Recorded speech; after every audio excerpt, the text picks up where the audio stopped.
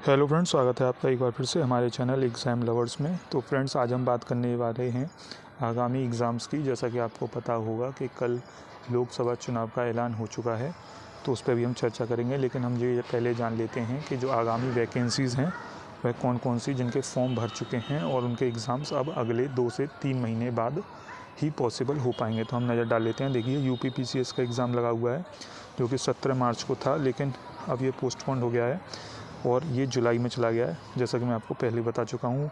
और इसमें कम से कम 800 सीट से ज़्यादा अब आने के चांसेस हैं, ठीक है। और दूसरा एग्ज़ाम है RO का, जो एग्ज़ाम आपका हुआ था और वो लीक हो गया था, तो उसका भी अब री एग्ज़ाम कराया जाएगा। लेकिन यह एग्ज़ाम जो है वह भी जुलाई के आसार है कि जुलाई में ही होगा, ठीक है। वहीं तीसरा एग्ज़ाम जो है, जिसका भी अभी हाल ही में रिजल्ट आया है 5500 प्लस सीट के लिए, यूपी SSC जूनियर असिस्टेंट, इसकी भी हम अभी आगे वीडियो में बात करेंगे। वहीं यूपी पुलिस का आपका एग्ज़ाम होगा, तो इसकी भी हम चर्चा करेंगे। 60,000 इसमें भी वैकेंसीज़ हैं। तो फ्रेंड्स, हम देख लेते हैं आगामी चीज़ें इस स्लाइड में क्या होने वाली हैं, ठीक है। देख लें। उससे पहले हम बात कर लेते हैं जो आपकी चुनाव की घोषणा हुई है, तो उसके बारे में पहले चर्चा कर लेते हैं कैसे कैसे चुनाव है। तो देखिए, आपका जो एग्ज़ाम है, चुनाव है वो 7 चरणों में होगा, जिसकी 19 अप्रैल, 26 अप्रैल, 7 मई, 13 मई, 20 मई, 25 मई और 1 जून, ये 7 चरणों में आपका चुनाव होना है। और 4 जून को आपके लोकसभा चुनाव के नतीजे आ जाएंगे। तो ये आप मान के चलिए, अप्रैल से लेके और जून तक कुछ भी काम नहीं होगा। और आचार संहिता अब लग चुकी है। आज जो मैं वीडियो बना रहा हूँ, इस समय से अब आचार संहिता लग चुकी है और ये आराम से पूरे जब तक चुनाव चलेगा इस दौरान रहने वाली है। तो आपको बहुत अच्छा टाइम मिला है। अगर आप इसको नेगेटिव भी ले सकते हैं कि थोड़ा लंबा खिंच गया है। पिछली बार जो लोकसभा का चुनाव था वो 26 मई के आसपास तक कंप्लीट हो चुका था, लेकिन इस बार इन्होंने थोड़ा ज़्यादा खींच दिया है। लेकिन कोई दिक्कत नहीं है, आपको उतना ही टाइम मिल गया है, तो आप अच्छे से प्रिपेयर कर सकते हो। बढ़ते हैं आगे। देखिए, ये जो स्लाइड है, इसमें मैं आपको बता दूं कि आपका पूरा इसमें यूपी का इलेक्शन दिया हुआ है, किस ज़िले में कब कब है। तो आपको इस स्लाइड को देख सकते हो, पहला चरण, दूसरा चरण, तीसरा, चौथा, पाँचवा, छठा, सातवां। आप अपने शहर के हिसाब से देख सकते हो कि आपके शहर में चुनाव कब है। देखिए, आपका जो लोकसभा चुनाव होने जा रहा है, आप इसमें अपनी आँख और कान खुले रखिएगा, क्योंकि इससे करंट अफेयर से काफ़ी सवाल यहीं से बन सकते हैं, ठीक है। तो आप इसको ध्यान रखिएगा कि किस तरह से कोई इंपॉर्टेंट चीज़ हो वो आप कॉपी में नोट करते चलिएगा, जिससे आपको आगे हेल्प मिलती रहेगी, ठीक है। अब हम बात कर लेते हैं मेन मुद्दे की, जिसके लिए हमने ये वीडियो बनाया है।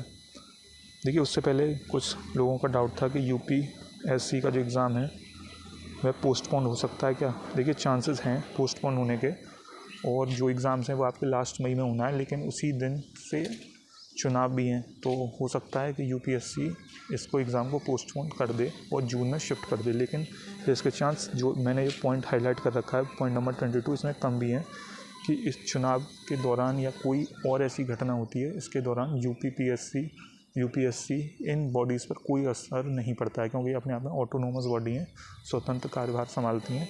तो हो सकता है आपका एग्ज़ाम डिले ना हो, लेकिन आपको जो डेट दी गई है मई के लास्ट में, उस पर ही प्रिपेयर करते रहना है जब तक कोई ऑफिशियल नोटिफिकेशन नहीं आ जाता है, ठीक है। तो कुछ लोगों का डाउट इसको लेकर भी था, तो मैंने ये भी क्लियर कर दिया है आपको। अब हम बढ़ते हैं आगे। तो देखिए, जो आपको पता ही है, UPSC ने आगामी जो परीक्षाएं हैं जो लगी हुई थी मार्च में, अप्रैल में और मई में, और जून भी कहना गलत नहीं होगा, इन सब को अब पोस्टपोन कर दिया है। आगामी 5 जो परीक्षाएं होनी थी बड़ी बड़ी, वह स्थगित कर दी गई हैं, ठीक है। वहीं जो APS की जो अभी फॉर्म चल रहे हैं, आपने भरने होंगे, वो भी 29 मार्च तक भरे जाने थे। तो उनका भी जो एग्ज़ाम था वो 9 अप्रैल को शेड्यूल था, और वह भी अब कैंसिल कर दिया गया है। उसको भी अब आसार है कि अगस्त से पहले अब शायद ही हो पाएगा, ठीक है। जुलाई और अगस्त से पहले शायद ही हो पाएगा। तो बहुत ही अच्छा टाइम मिला है उन लोगों को, स्टेनो जो देने जा रहे हैं टाइपिंग, उनको काफ़ी अच्छा टाइम मिल गया है कि अपने आप को थोड़ा शार्प करें, और आगामी जो परीक्षा है स्टेनो की, उसके लिए अभी से प्रयासरत रहें बहुत अच्छे लेवल पर। जिनकी थोड़ी कम भी प्रैक्टिस थी, तो वह अब अच्छा कर पाएंगे। लेकिन इसका कई जगह विरोध भी हो रहा है। देखिए, इसमें आज न्यूज़पेपर में दिया हुआ है, APS परीक्षा स्थगित करने का विरोध, आयोग पर उठे सवाल इसलिए उठाए जा रहे हैं कि इस कंपटीशन फेयर नहीं रह गया है, क्योंकि जिन लोगों ने प्री पास कर लिया और उनकी तैयारी पूरी थी स्टेनो की, तो वह अब ये चाहेंगे कि जल्दी से जल्दी स्टेनो हो जाए। क्योंकि जो और लोग थे जो थोड़े वीक थे स्टेनो में, उन्होंने फॉर्म भर दिया था, तो उनको टाइम कम मिले ताकि वो लिस्ट से शॉर्ट आउट हो जाएं, लेकिन ऐसा नहीं होगा। और आयोग ने फेयर कंपटीशन में थोड़ी सी ढिलाई कर दी है, लेकिन हालांकि फेयर कंपटीशन अभी बना हुआ है, बस थोड़ा सा टाइम ज़्यादा दे दिया गया है। और इसी को लेके आयोग में ये तनातनी चल रही है परीक्षार्थियों के बीच, ठीक है। वहीं आचार संहिता में फर्जी भर्तियाँ 5 भर्तियाँ, ये तो हमें भी मालूम है कि जो आचार संहिता है इसमें भर्तियाँ आपकी 3 से 4 महीना अब डिले हो चुकी हैं। तो इसको आप पॉजिटिव और नेगेटिव दोनों तरीके से ले सकते हो। बढ़ते हैं अगली स्लाइड पर।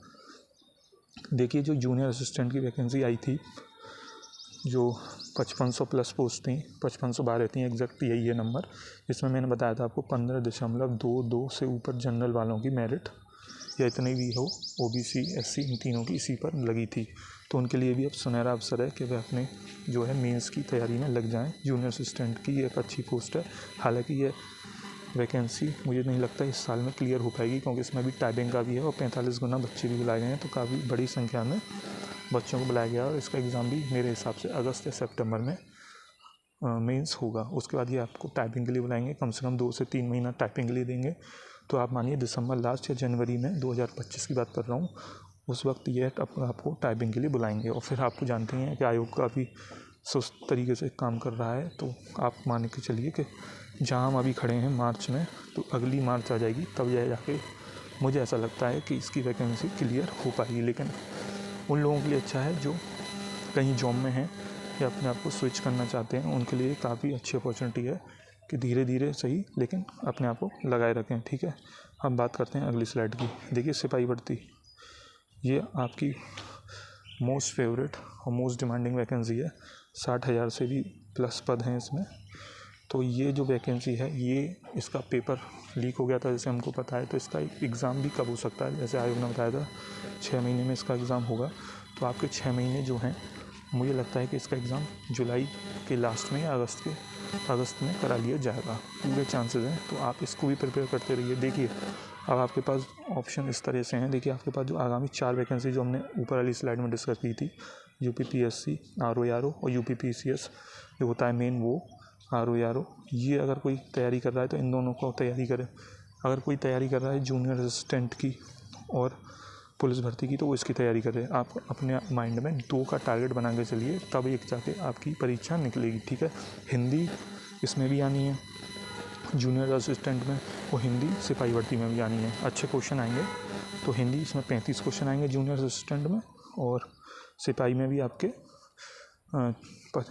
30 के अराउंड क्वेश्चन, 30-40 क्वेश्चन रहते हैं, ठीक है। तो आप ये मान के चलिए कि आप अगर हिंदी जूनियर असिस्टेंट के लिए पढ़ रहे हैं, तो वहीं सिपाही भर्ती में भी वह काम करेगी, ठीक है। इसी तरह से रीजनिंग का सीन है और मैथ का भी इसी तरह से सीन है, ठीक है। जीएस दोनों में कॉमन रहेगी, जीके तो दोनों में आनी ही आनी है, और इनफैक्ट जीके आपको चारों परीक्षाओं में देखने को मिलेगी, ठीक है। जीके का काफ़ी अच्छा रोल है, ये है कि कहीं लेवल कम है तो कहीं ज़्यादा है, ठीक है। तो आप लग जाइए अभी से। आपके पास जो 2 से 3 महीने हैं, इसमें आपको फुल 100% देना। अगर आपने इसमें 100% दे दिया, तो यकीन मानिए कि आपकी जो परीक्षाएं होने जा रही हैं जुलाई और अगस्त में, उसमें आप काफ़ी अच्छे से इम्प्रूव कर पाएंगे, और इनमें से निश्चित ही एक परीक्षा तो निकाल ही लेंगे, अपने लिए एक वैकेंसी निकाल ही लेंगे। मुझे नहीं लगता कि आगामी कुछ दिनों में इससे बड़ी वैकेंसी अब आने की उम्मीद है पुलिस भर्ती में, ख़ास तौर से मैं बात कर रहा हूँ। वहीं इसके अलावा छोटी मोटी वैकेंसीज जो चल रही हैं, जैसे आरपीएफ में चल रही हैं, रेलवे में आरपीएफ वगैरह में आई हुई हैं। इसके अलावा यूपी मेट्रो में भी दी हुई हैं। और आपको मालूम होगा यूपी ने कल जेई की वैकेंसी जो थी उसमें सीट्स इंक्रीज़ कर दी हैं। हालांकि वो सिविल वाले के लिए है, आप चाहेंगे तो मैं इस पर भी वीडियो बनाने की कोशिश करूँगा। तो इसी तरह से आप देख सकते हैं किस तरह से ये चल रहा है सीन। अब आप ये मान के चलिए 2 से 3 महीने कुछ नहीं होने जा रहा है, सिर्फ आप पढ़ाई पर फोकस करिए और बिल्कुल लग जाइए, जी जान से लग जाइए। और हमारे चैनल को अगर ये सब्सक्राइब कर लीजिए अगर आपको ये जानकारी अच्छी लगी हो, और इस वीडियो अगर इन्फॉर्मेटिव लगी हो तो इसको शेयर भी कर दीजिएगा।